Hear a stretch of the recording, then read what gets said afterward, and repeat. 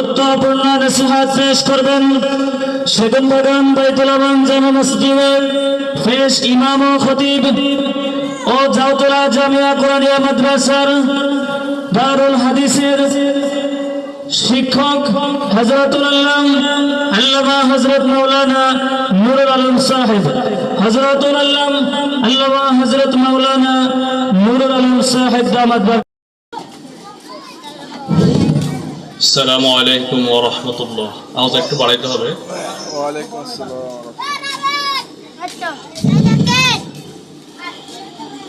আলহামদুলিল্লাহি রাব্বিল আলামিন والصلاة والسلام على سيد الأنبياء والمرسلين وعلى آله وأصحابه أجمعين. أما بعد فقد قال الله تعالى في كلامه المجيد وفرقانه الحميد. أعوذ بالله من الشيطان الرجيم. بسم الله الرحمن الرحيم. ومن آياته أن خلق لكم من أنفسكم أزواجا لتسكنوا إليها وجعل بينكم مودة ورحمة إن في ذلك لآيات لقوم يتفكرون. وقال تعالى وعاشروهن بالمعروف. وجاء في الحديث الشريف قال النبي صلى الله عليه وسلم خيركم خيركم لأهله وأنا خيركم لأهلي. صدقت يا رب العالمين وصدق رسوله النبي الكريم ونحن على ذلك من الشاهدين والشاكرين والحمد لله رب العالمين. محبতের সাথে কুলি প্রেম পাঠ করি। اللهم صل على محمد وعلى آل محمد كما صليت على إبراهيم وعلى آل إبراهيم إنك حميد مجيد. اللهم بارك على محمد وعلى آل محمد كما باركت على إبراهيم وعلى آل إبراهيم إنك حميد مجيد. ذكر لا إله إلا الله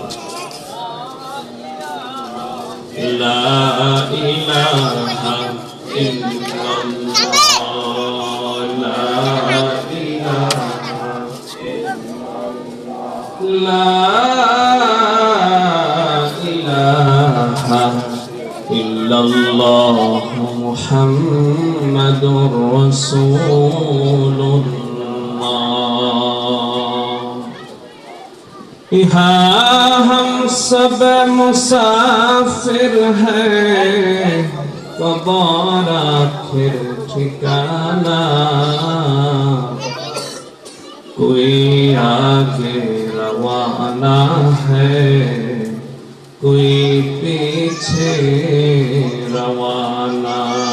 ला इलाहा इल्लल्लाह,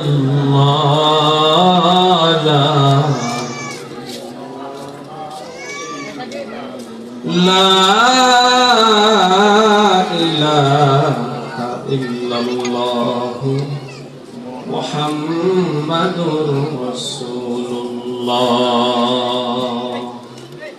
সেগুনবাগান ৭ নং লাইন সমাজ কল্যাণ এলাকাবাসীর উদ্যোগে মিলাদুন নবী ও সিরাতুন নবী সাল্লাল্লাহু আলাইহি ওয়াসাল্লাম মাহফিলের সম্মানিত সভাপতি,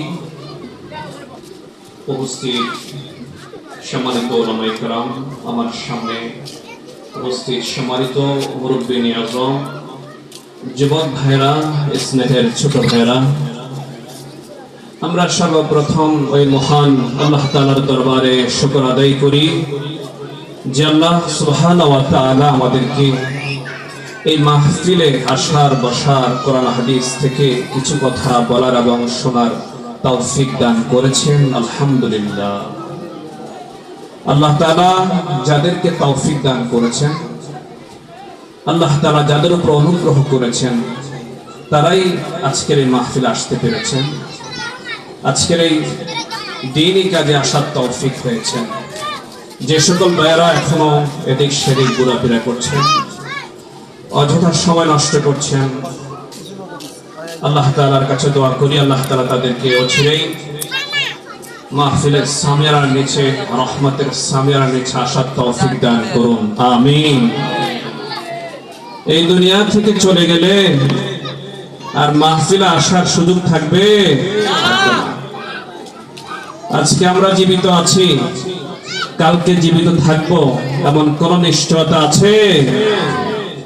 এজন্য জীবনের প্রতিটি মুহূর্তকে মূল্যায়ন করতে হবে। জীবনের প্রতিটি মুহূর্তকে আল্লাহর কাজে ব্যয় করার জন্য সর্বোত্তম চেষ্টা করতে হবে। আল্লাহ তৌফিক দান করুন, আমিন। আল্লাহ তাআলা এই মাহফিলকে কবুল করুন, আমিন। যারা এই মাহফিলকে বাস্তবায়ন করেছে অক্লান্ত পরিশ্রম করে, আল্লাহ তাআলা তাদের এই পরিশ্রমকে কবুল করুন, আমিন। যারা অর্থ দিয়ে সহযোগিতা করেছেন, আল্লাহ তাআলা তাদের অর্থকে কবুল করুন, আমিন। যারা যেভাবে সহযোগিতা করেছেন, আল্লাহ তাআলা সকলের সহযোগিতাকে, পরিশ্রমকে আল্লাহ কবুল করুন, আমিন। সাথে সাথে যিনি সভাপতি, আমাদের মসজিদের সম্মানিত সভাপতি, সেগুনবাগান তালিমুল কোরআন মাদ্রাসার সম্মানিত সভাপতি, ওয়ার্ড বিএনপির সাবেক সভাপতি, তিনি দীর্ঘদিন থেকে অসুস্থ, যার কারণে আজকে তিনি মাহফিলে উপস্থিত হতে পারে নাই। আমরা তার জন্য দোয়া করি, আল্লাহ তাআলা তাকে সুস্থ হায়াত নসিব করুন, আমিন। সম্মানিত হাজিরিন, আজকে আমি আপনাদের সামনে যে বিষয়ে আলোচনা করব সেটা হচ্ছে যে পারিবারিক জীবনে কিভাবে শান্তি আসবে, আমরা পারিবারিক জীবনে কিভাবে সুখী হতে পারবো। যেহেতু লাইনের মাহফিল, এই জন্য আমি এই আলোচ্য বিষয়টি নির্বাচিত করেছি। তা আপনারা মনোযোগ সহকারে শুনবেন, হেদায়েতের নিয়তে শুনবেন। আল্লাহ তৌফিক দান করুন, আমিন। সম্মানিত উপস্থিতি, আমরা প্রত্যেকে চাই আমাদের ছোট জীবনটাকে সুখে শান্তিতে অতিবাহিত করার জন্য। আমরা নয়, পৃথিবীর প্রত্যেকটা মানুষে চায় এই ছোট জীবনটাকে সুখে শান্তিতে অতিবাহিত করার জন্য। কিন্তু চাইলেও তো হয় না, আশা করলেও তো হয় না।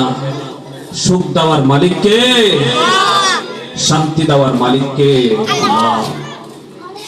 আল্লাহ যাদেরকে শান্তি দেন তারাই মোটামুটি এই দুনিয়াটা শান্তিতে কাটাতে পারে।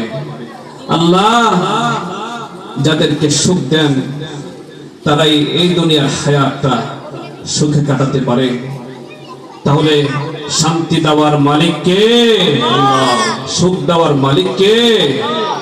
এই জন্য শান্তি চাইতে হবে কার কাছে? সুখ চাইতে হবে কার কাছে? এই জন্যই তো নবী সাল্লাল্লাহু আলাইহি ওয়াসাল্লাম ফরজ নামাজের পরে একটি দোয়া বেশি বেশি পড়তেন। আল্লাহুম্মা আনতাস সালাম ওয়া মিনকাস সালাম তাবারাকতা রব্বানা ইয়া যাল জালালি ওয়াল ইকরাম। আয় আল্লাহ, আপনি শান্তিদাতা, আপনার কাছে শান্তি চাই। যদি শান্তি পেতে হয়, যদি এই ছোট জীবনটি শান্তিতে অতিবাহিত করতে হয়, রবের কাছে দোয়া করতে হবে, আল্লাহ শান্তি দাও, সুখ দাও, এই ছোট জীবনটি শান্তিতে কাটাতে পারি, সুখে কাটাতে পারি, আল্লাহ সেই তৌফিক দান করুন। সকল বলুন আমিন। প্রিয় দিনী ভাইয়েরা, আমাদের জীবনে সুখে শান্তিতে থাকা খুবই গুরুত্বপূর্ণ। তারপরও এই দুনিয়াতে এমন কোন মানুষ নাই যার কোনো টেনশন নাই, যার কোনো পেরেশান নাই। কারণ এই দুনিয়া চির সুখের ঠিকানা নয়, এই দুনিয়া চির শান্তির ঠিকানা নয়, চির শান্তির ঠিকানা হলো জান্নাত। সুবহানাল্লাহ। তারপরও একটু সুখের জন্য, শান্তির জন্য আমরা চেষ্টা করে যাই, আল্লাহর কাছে দোয়া করি, এবং এই সুখ শান্তি আমাদের জীবনে গুরুত্বপূর্ণ বিষয়। বিশেষ করে পারিবারিক জীবনে শান্তিতে থাকা, পারিবারিক জীবনে সুখে থাকা, এটি আমাদের জীবনে খুবই গুরুত্বপূর্ণ বিষয়। বহু মানুষ আছে পারিবারিক জীবনের টেনশনের কারণে স্ট্রোক করে মারা গিয়েছেন। বহু মানুষ আছে পারিবারিক টেনশনের কারণে পাগল হয়ে গেছে। বহু মানুষ আছে পারিবারিক টেনশনের কারণে সব কিছু বলে গিয়েছে, নিজেকেও বলে গিয়েছে। বহু মানুষ আছে পারিবারিক টেনশনের কারণে অসুস্থ হয়ে গেছে। একজন মানুষের ধন সম্পদ আছে, বাড়ি গাড়ি আছে, পদ পদবি আছে, বহু কিছু আছে, কিন্তু পারিবারিক শান্তি নেই। ওই ব্যক্তি সব কিছু থাকা সত্ত্বেও মানসিক প্রশান্তি লাভ করবে না। আর একজন ব্যক্তির ধন সম্পদ নাই, বাড়ি গাড়ি নাই, পদ পদবিও নাই, ছোট্ট একটা কুটির ঘরে সহধর্মিণীকে নিয়ে থাকে, সন্তানদেরকে নিয়ে থাকে, পারিবারিক ভাবে টেনশনে নাই, পারিবারিক ভাবে কোনো ঝামেলাতে নাই। ওই ব্যক্তি কিছু না থাকা সত্ত্বেও পরিবারকে নিয়ে কুটির ঘরে থেকে মানসিক প্রশান্তিতে থাকবে। সুবহানাল্লাহ। এই জন্য প্রিয় ভাইদেরকে বলি, প্রিয় ধনী ভাই, ধন সম্পদ বাড়ি গাড়ির মধ্যে মানসিক প্রশান্তি পাওয়া যায় না, পদ পদবীর মধ্যে মানসিক প্রশান্তি পাওয়া যায় না। মানসিক প্রশান্তি পেতে হলে আল্লাহর পথে থাকতে হবে, আল্লাহর বিধান মোতাবেক চলতে হবে, তাহলে মানসিক প্রশান্তি থাকতে পারবো। প্রিয় দিনী ভাইয়েরা, পারিবারিক জীবনে যদি আমরা মানসিকভাবে প্রশান্তি থাকতে চাই, পারিবারিক জীবনে যদি আমরা শান্তি থাকতে চাই, পারিবারিক জীবনে যদি আমরা সুখী হতে হয়, তাহলে ইসলামে কিছু দিক নির্দেশনা আছে। এক নম্বর নির্দেশনা হলো, পারিবারিক জীবনে যদি আমরা শান্তিতে থাকতে হয়, পারিবারিক জীবনে যদি আমরা সুখী হতে হয়, এক নম্বর নির্দেশনা হলো আমরা মুত্তাকি হতে হবে, তাকওয়ার চর্চা করতে হবে, খোদাভীতি অর্জন করতে হবে। প্রিয় দিনী ভাইয়েরা, যদি আমরা মুত্তাকি হয়ে যাই, যদি আমরা ফরেজগার হয়ে যাই, তাহলে আমাদের পরিবার থেকে অশান্তি দূর হয়ে শান্তি প্রতিষ্ঠা হবে।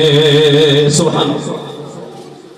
স্বামী যদি মুত্তাকি হয়ে যায়, স্বামী যদি পরেজগার হয়ে যায়, স্বামী যদি খোদাবীর হয়ে যায়, স্ত্রী যদি পরেজগারিনী হয়ে যায়, মুত্তাকিয়া হয়ে যায়, সন্তানাদি যদি পরেজগার হয়ে যায়, মুত্তাকি হয়ে যায়, পরিবার মধ্যে অশান্তি থাকবে না, পরিবার মধ্যে শান্তি প্রতিষ্ঠা হবে। সুবহানাল্লাহ। কিভাবে শান্তি প্রতিষ্ঠা হবে? স্বামী যদি মুত্তাকি হয়ে যায়, খোদাভীর হয়ে যায়, স্বামী স্ত্রীর উপর জুলুম করবে না, স্বামী স্ত্রীর অধিকার নষ্ট করবে না, স্বামী স্ত্রীকে গালিগালাজ করবে না, স্বামী স্ত্রীর সাথে খারাপ আচরণ করবে না। আবার যদি স্ত্রী যদি পরেজগারিনী হয়ে যায়, স্ত্রী যদি জীবন সঙ্গিনী যদি মুত্তাকিয়া হয়ে যায়, ওই পরেজগারিনী স্ত্রী, ওই পরেজগারিনী জীবন সঙ্গিনী স্বামীর অধিকার নষ্ট করবে না, স্বামীর সাথে দুর্ব্যবহার করবে না, স্বামীকে কোনোভাবে কষ্ট দিবে না। প্রিয় ভাই, তাহলে স্বামী স্ত্রীকে কষ্ট দিবে না, স্ত্রী স্বামীকেও কষ্ট দিবে না যদি পরিষ্কার হয়ে যায়, পরেজগারিনী হয়ে যায়। প্রিয় ভাইরা আমার, প্রিয় দিনী ভাইরা, এভাবে পরিবারের অন্যান্য সদস্যরা, মা যদি পরেজগারিনী হয়ে যায়, বাবা যদি পরেজগার হয়ে যায়, তাহলে মা বাবা সন্তানদের উপর কোনোভাবে জুলুম করবে না। মা বাবা সন্তানকে কথায় কথায় লানত করবে না। অনেক মা বাবা আছে, বিশেষভাবে মা আছে, সন্তানকে কথায় কথায় লানত করেন। অনেক মা বাবা আছে সন্তান অধিকার নষ্ট করেন। কিন্তু মা বাবা যদি পরেজগার হয়ে যায়, তাহলে সন্তানদের উপর আর কখনো জুলুম করবে না। এভাবে যদি সন্তানাদি যদি পরেজগার হয়ে যায়, মা বাবার অধিকার নষ্ট করবে না, মা বাবার সাথে দুর্ব্যবহার করবে না, মা বাবাকে কষ্ট দিবে না। পরেজগার সন্তান মনে করবে, আমার মা বাবা আমাকে কত কষ্ট করে, কত যত্ন করে লালন পালন করেছে। আমি যখন মায়ের গর্ভে ছিলাম, আমার মা কত কষ্ট করেছে আমার জন্য। আমি যখন দুনিয়াতে এসেছি, এই দুনিয়াতে আমি কাউকে চিনি না, আমি হাঁটতে পারি না, আমি কোনো জিনিস খেতে পারি না। মা কত স্নেহ করে, আদর করে, যত্ন করে আমাকে লালন করেছেন। এভাবে মুত্তাকি সন্তান, পরেজগার সন্তান মা বাবার কথা চিন্তা করে মা বাবার সাথে কখনো খারাপ আচরণ করবে না। মা বাবার সাথে কখনো দুর্ব্যবহার করবে না, মা বাবাকে কষ্ট দিবে না, এবং মা বাবাকে পরিবারের অন্যতম সদস্য মনে করবে। অনেক নাফরমান সন্তান আছে, মা বাবার খোঁজ খবর নেই না, এমন আচরণ করে যেন মা বাবা তার পরিবারের সদস্যই না। মা অসুস্থ হয়েছে, মাকে ডাক্তার কাছে নিবে, মায়ের জন্য ওষুধ আনবে, কিন্তু নাফরমান সন্তান আনে না, অন্য ভাইয়ের দিকে তাকিয়ে থাকে। কিন্তু সন্তান যদি ফরজগার হয়ে যায়, সন্তান যদি মুত্তাকিয়া হয়, তাহলে ওই সন্তান কিন্তু মাকে বাবাকে পরিবারের সর্বোচ্চ সদস্য মনে করবেন, সর্বশ্রেষ্ঠ সদস্য মনে করবেন। মা বাবা অসুস্থ হয়ে গেলে সাথে সাথে ডাক্তার কাছে নিয়ে যাবে, অন্য ভাইয়ের অপেক্ষা করবে না। আরে সন্তান, তুমি যখন ছোট্ট ছিলা, তুমি যখন অসুস্থ হয়েছিলা, তোমার মা বাবা তো কার অপেক্ষা করে নাই, তোমাকে ডাক্তার কাছে নিয়ে গেছে। কিন্তু তুমি কেমন নাফরমান সন্তান, তুমি অন্য ভাইয়ের অপেক্ষা করছো। এই জন্য প্রিয় দ্বীনি ভাইদেরকে বলি, সন্তান যদি মুত্তাকি হয়ে যায়, তাহলে মা বাবার অধিকার নষ্ট করবে না। একটু জিকির করি, লা ইলাহা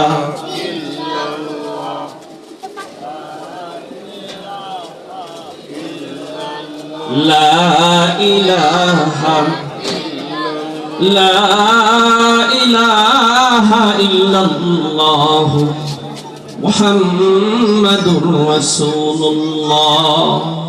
এজন্য তো আল্লাহ সুবহানাহু ওয়া তাআলা বলেছেন, ওয়া মান ইয়াত্তাকিল্লাহা ইয়াজআল লাহু মাখরাজা। যে ব্যক্তি তাকওয়া অর্জন করবে, ওই ব্যক্তি যে কোনো কঠিন, যে কোনো সংকট থেকে বের হওয়ার জন্য আল্লাহ রাস্তা খুলে দিবেন। যেই পরিবারের মধ্যে অশান্তির আগুন দাও দাও করে জ্বলছে, ওই পরিবারের সদস্যরা যদি মুত্তাকি হয়ে যায়, আল্লাহ তাআলা তাদেরকে অশান্তির পথ থেকে বের হওয়ার জন্য রাস্তা খুলে দিবেন। সুবহানাল্লাহ। আল্লাহ তাআলা তাদের জন্য শান্তির পথ খুলে দিবেন। সুবহানাল্লাহ।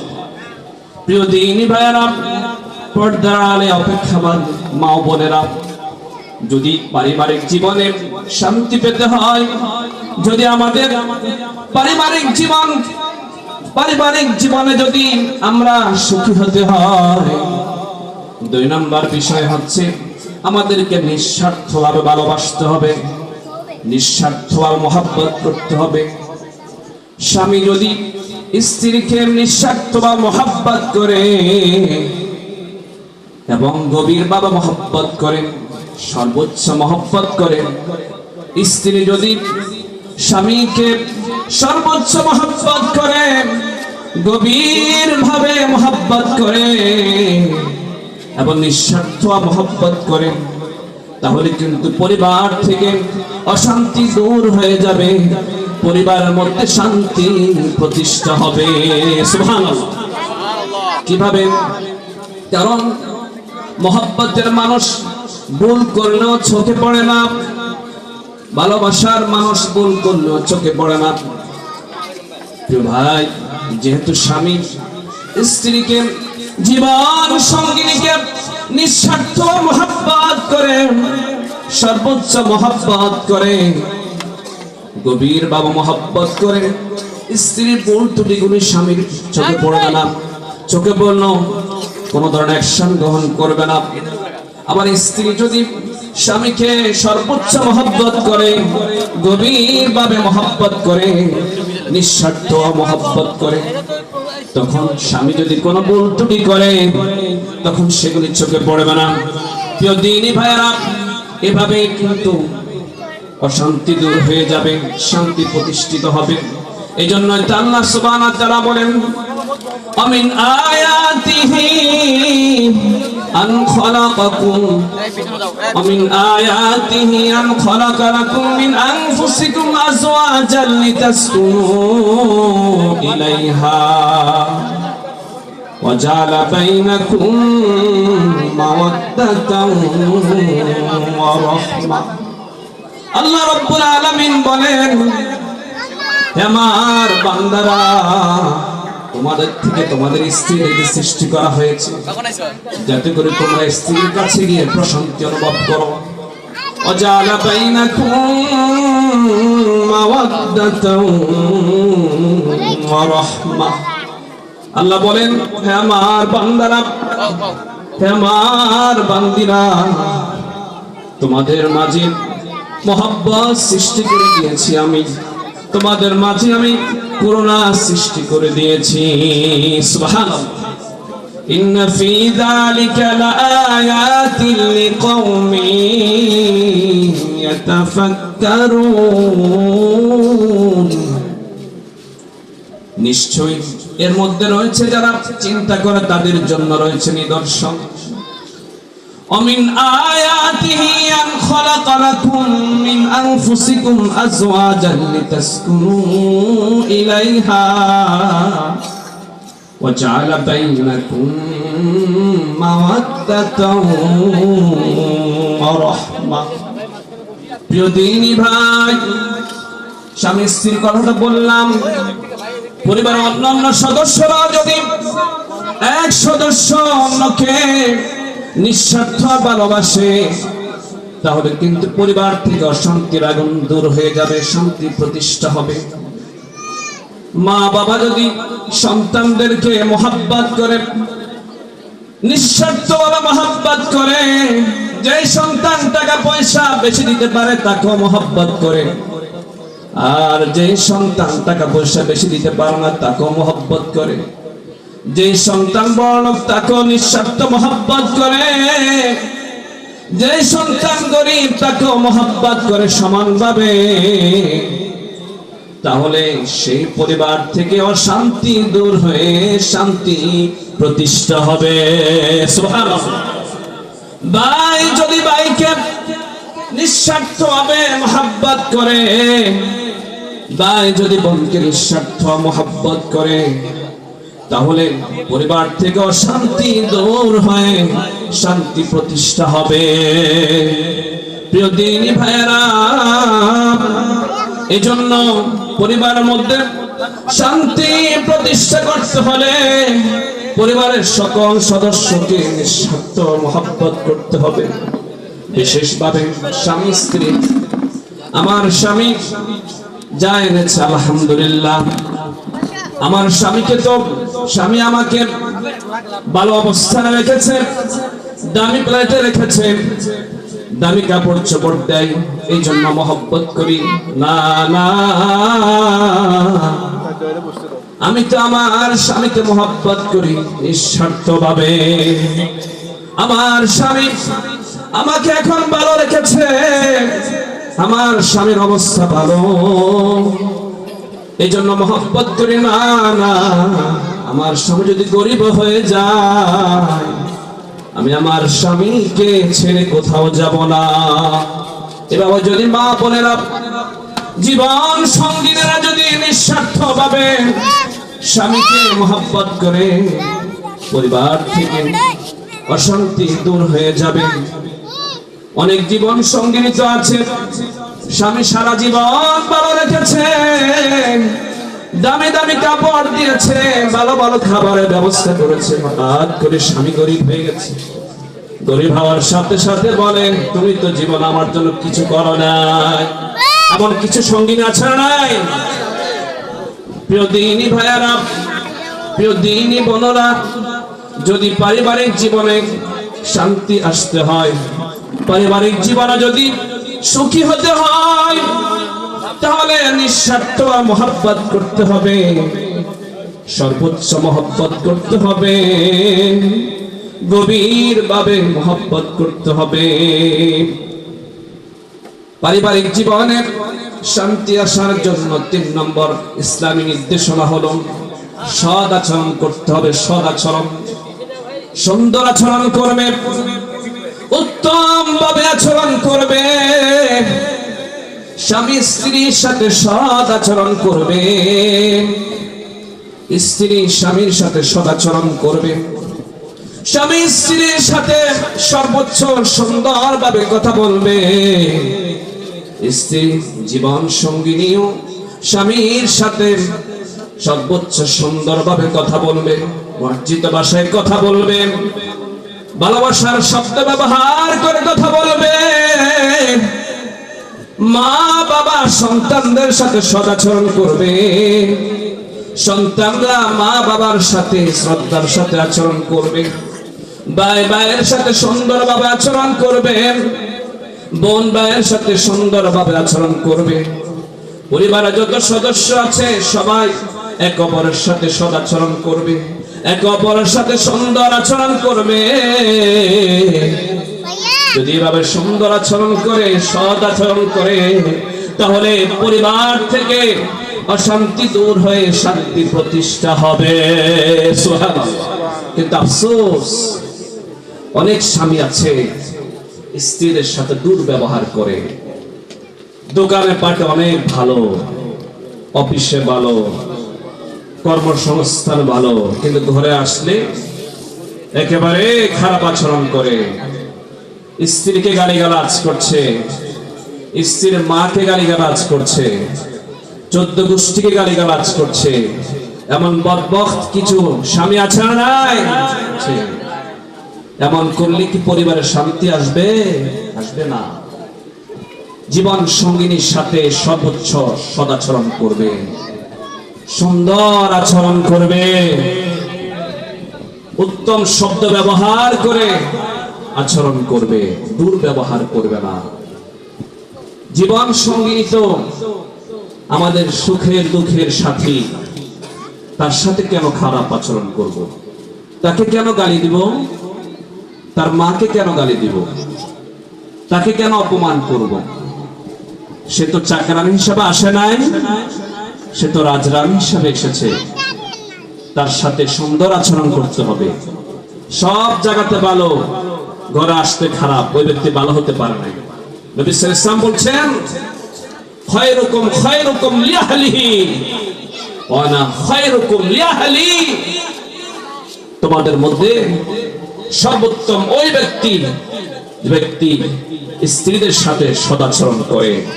আর আমি আমার স্ত্রীদের কাছে শ্রেষ্ঠ, কারণ আমি আমার স্ত্রীদের সাথে, আমি আমার জীবন সঙ্গিনীদের সাথে সদাচরণ করি। সুবহানাল্লাহ।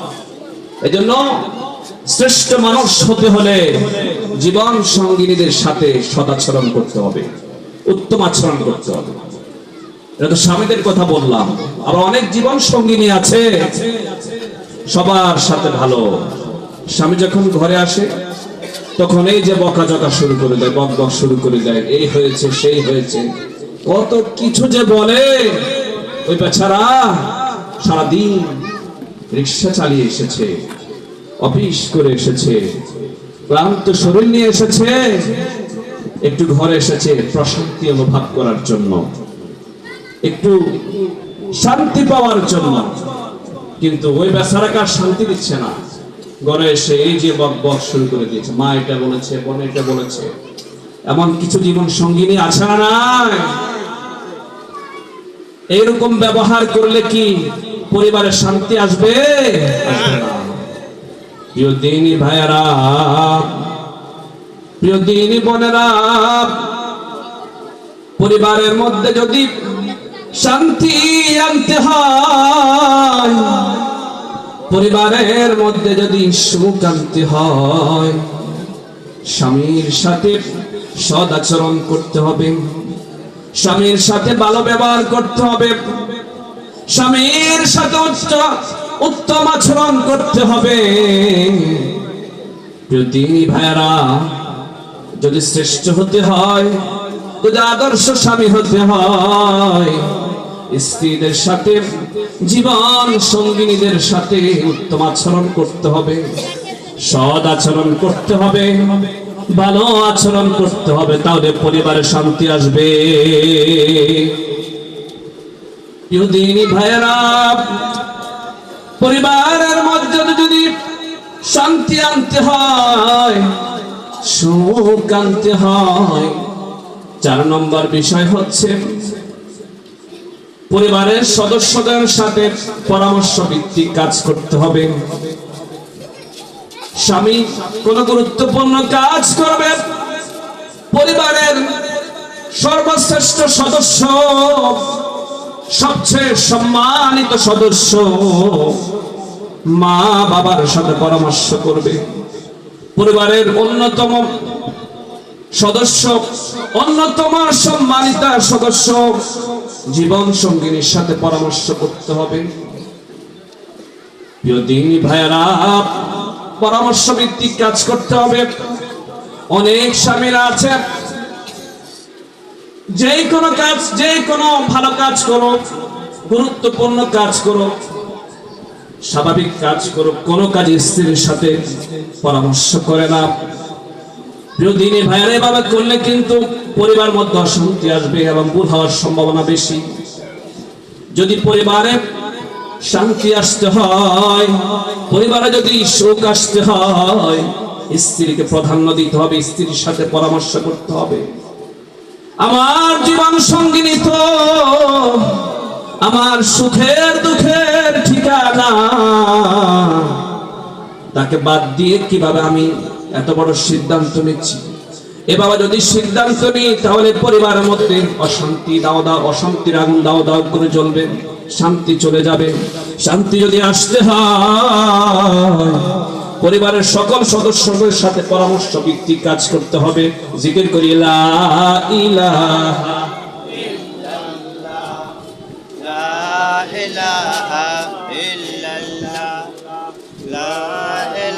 লা ইলাহা ইল্লাল্লাহু মুহাম্মাদুর রাসূলুল্লাহ। হুজুর চলে এসেছেন, এজন্য আমি সংক্ষেপে আমার আলোচনা শেষ করে দিচ্ছি। প্রিয় দিনী ভাইয়েরা, যদি পারিবারিক জীবনে শান্তি আসতে হয়, 5 নম্বর হচ্ছে প্রত্যেকের দায়িত্ব পালন করবে। স্বামীর দায়িত্ব কি? সে দায়িত্ব পুঙ্খানুপুঙ্খানুভাবে আদায় করার চেষ্টা করবে, পালন করার চেষ্টা করবে। স্ত্রীর দায়িত্ব কি? জীবন সঙ্গিনীর দায়িত্ব কি? সেটাকে সর্বোচ্চভাবে আদায় করার চেষ্টা করবে।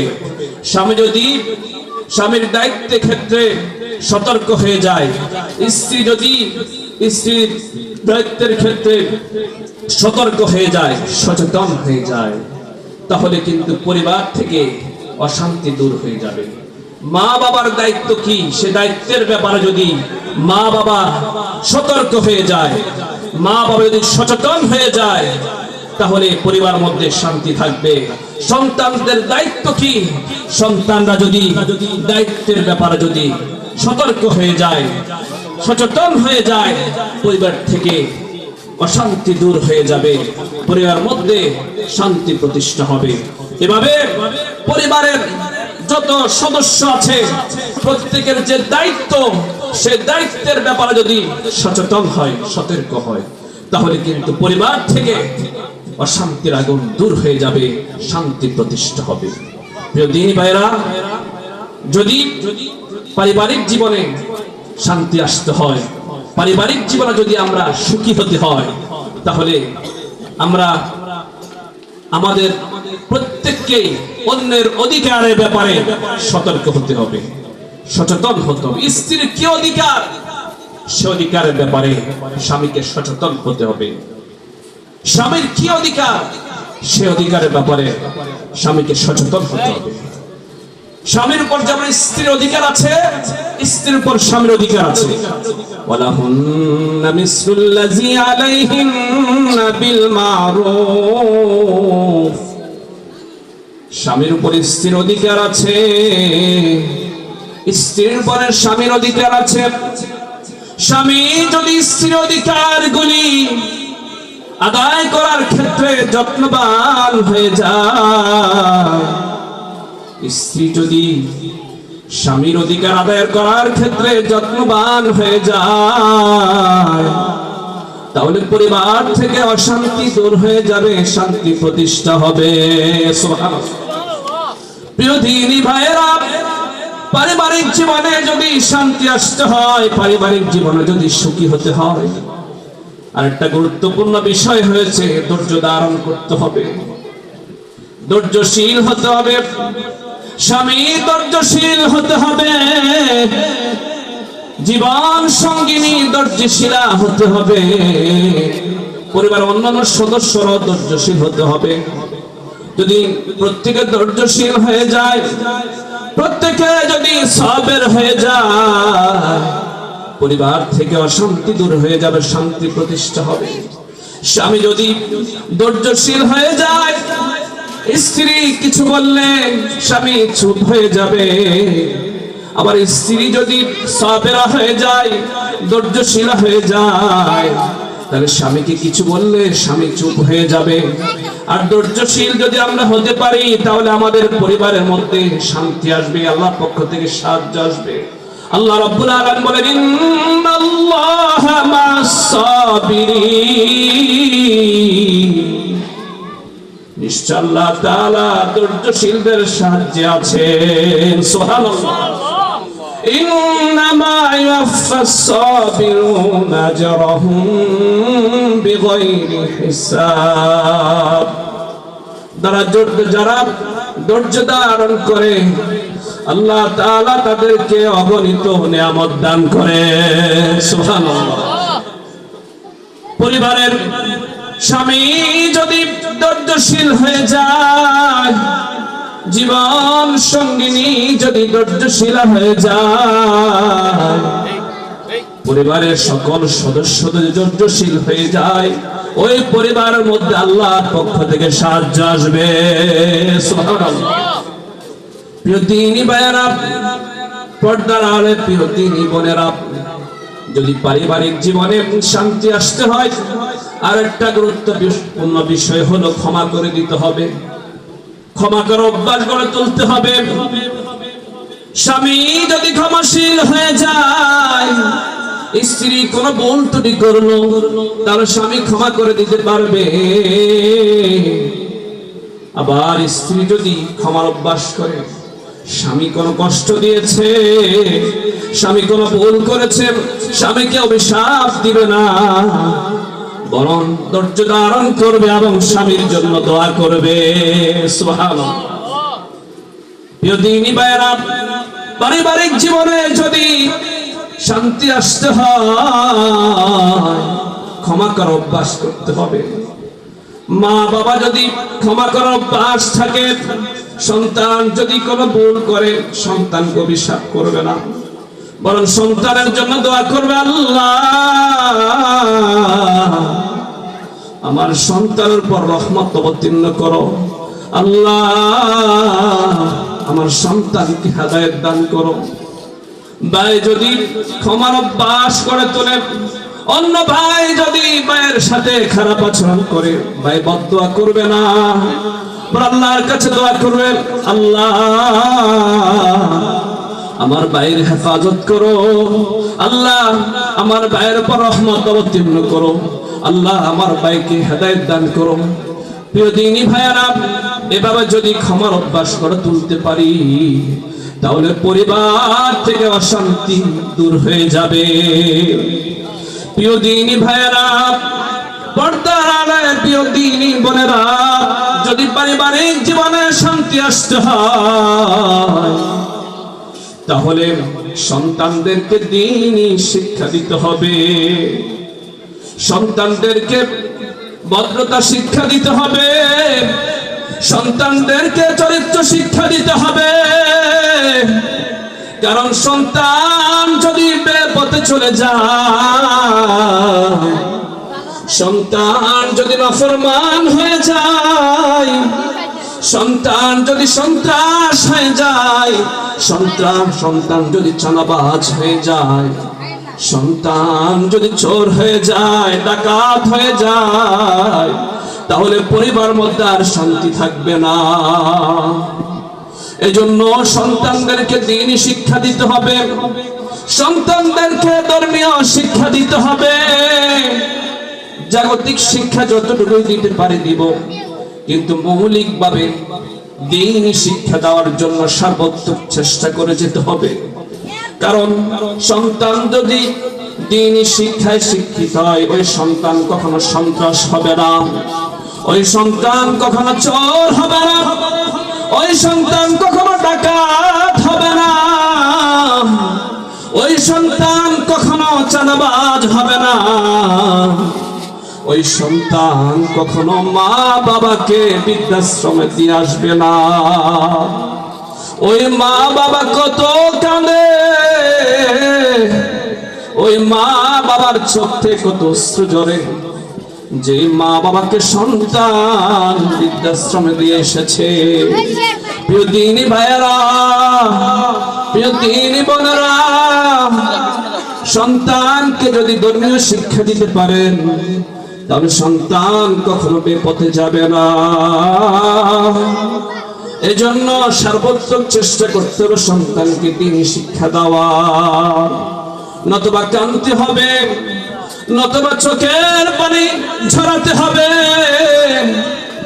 চোখের পানি ঝরালে তখন তো লাভ হবে না। প্রিয় দিনী ভাইয়েরা, যদি পারিবারিক জীবনে শান্তি আনতে হয়, তাহলে গুরুত্বপূর্ণ একটা বিষয় হয়েছে, ঘর থেকে গুনাহের যত যন্ত্র আছে সবকিছু বের করে দিতে হবে। ঘরকে আযাবের ঘর বানানো যাবে না, ঘরকে লানতের ঘর বানানো যাবে না। ঘর যদি আযাবের ঘর হয়ে যায়, লানতের ঘর হয়ে যায়, যদি ভাইয়েরা বলতে পারেন আযাবের ঘর কোনগুলি? যে ঘরের মধ্যে সকাল থেকে সন্ধ্যা, অনেক সময় সারা রাত ছবি চলতে থাকে, নাটক চলতে থাকে, ওই ঘর হচ্ছে লানতের ঘর, ওই ঘর হচ্ছে অভিশাপের ঘর। আল্লাহ হয়তো ধ্বংস করছে না, বহু জাতিকে তো আল্লাহ নাফরমানির কারণে ধ্বংস করে দিয়েছে, বহু ব্যক্তিকে তো আল্লাহ গুনাহের কারণে ধ্বংস করে দিয়েছে। হয়তো এখনো ধ্বংস হচ্ছে না, কিন্তু এগুলি অভিশাপের ঘর, এগুলি লানতের ঘর। ঘরকে বানাতে হবে রহমতের ঘর। রহমতের ঘর কোনগুলি? যে ঘরের মধ্যে কোরআন কারীম তেলাওয়াত হয়, ওই ঘর রহমতের ঘর। যেই ঘরের মধ্যে নামাজ পড়া হয়, রহমতের ঘর। যে ঘরের মধ্যে জিকির আজকার করা হয়, সেটা রহমতের ঘর। যদি পারিবারিক জীবনে শান্তি আনতে হয়, ঘরকে রহমতের ঘর বানাতে হবে। প্রিয় দিনী ভাইয়েরা, তাহলে পারিবারিক জীবনে শান্তি আনতে হলে অনেকগুলি ইসলামী দিক নির্দেশনার কথা বলেছি। এই দিক নির্দেশনাগুলি যদি আমরা মানতে পারি, আমাদের পারিবারিক জীবনে বাস্তবায়ন করতে পারি, আমাদের পরিবার থেকে অশান্তি দূর হয়ে যাবে, শান্তি প্রতিষ্ঠা হয়ে যাবে। প্রিয় দিনী ভাইয়েরা, মুহাম্মদুর রাসূলুল্লাহ সাল্লাল্লাহু আলাইহি ওয়াসাল্লাম, তার পরিবার হচ্ছে সুখী পরিবার, উজ্জ্বল দৃষ্টান্ত, শান্তির পরিবার, উজ্জ্বল দৃষ্টান্ত। নবী সাল্লাল্লাহু আলাইহি সাল্লামের বড় সহধর্মিণী উম্মুল মুমিনিন খাদিজাতুল কুবরা রাদিয়াল্লাহু তাআলা আনহাকে নিয়ে নবী সাল্লাল্লাহু আলাইহি সাল্লাম কি সুখী জীবন যাপন করেছিলেন। খাদিজাতুল কুবরা রাদিয়াল্লাহু তাআলা আনহা নবীজিকে কি পরিমাণ মহব্বত করতেন। মহিলাদের মধ্যে যিনি সর্বপ্রথম ইসলাম গ্রহণ করলেন, তার নাম হলেন খাদিজাতুল কুবরা রাদিয়াল্লাহু তাআলা আনহা। সুবহানাল্লাহ। নবী সাল্লাল্লাহু আলাইহি সাল্লাম গারে হিরাতে আল্লাহর দেয়ালে ছিলেন দীর্ঘদিন। গারে হিরা একেবারে উঁচু একটা গার ছিল, গুহা ছিল, জমিন থেকে 980 ফুট উপরে ছিল।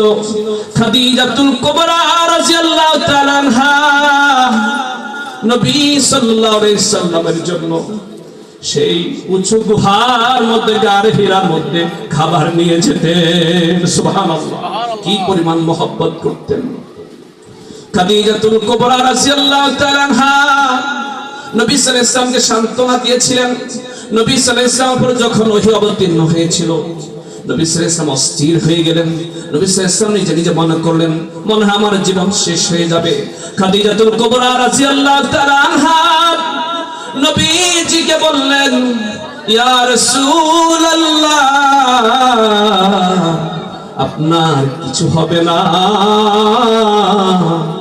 কারণ আপনি তো আত্মীয়তার সম্পর্ক মজবুত বা বজায় রাখেন, আপনি তো অসহায় মানুষের সাহায্য করেন, আপনি তো বিপদগ্রস্ত মানুষের সাহায্য করেন, আপনি তো মেহমানের মেহমানদারি করেন, আপনি তো দ্বীনের পথে সাহায্য করেন, আপনার কিছুই হবে না। সুবহানাল্লাহ, কি পরিমাণ মহব্বত করলেন নবী সাল্লাল্লাহু আলাইহি সাল্লাম, কিভাবে সান্ত্বনা দিতে পারেন।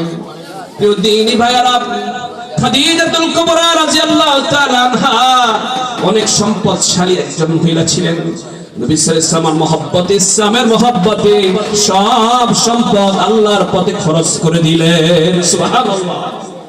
খাদিজাতুল কুবরা রাদিয়াল্লাহু তাআলা দুনিয়া থেকে চলে গেলেন। আমি আলোচনা শেষ করে দিচ্ছি, হুজুর যেহেতু চলে এসেছেন।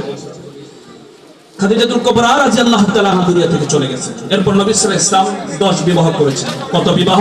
10 বিবাহ। এটা নবী সাল্লাল্লাহু আলাইহি ওয়াসাল্লামের সাথে খাস, এটা উম্মত করতে পারবে না এভাবে। তো 9 জন সহধর্মিণী একসাথে ছিল।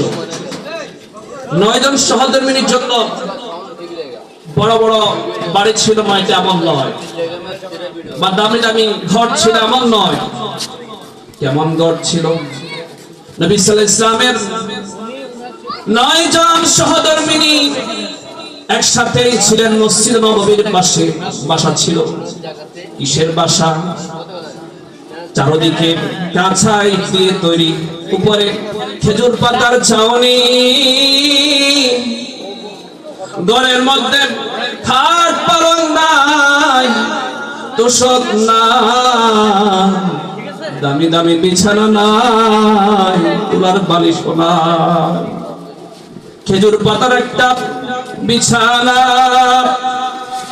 আর ঘরের মধ্যে মাটির কয়েকটি পাতি এবং চামড়ার একটা মস্ক, চামড়ার একটা পাত্র যেখানে পানি রাখতো, অন্য কোনো জিনিস রাখতো।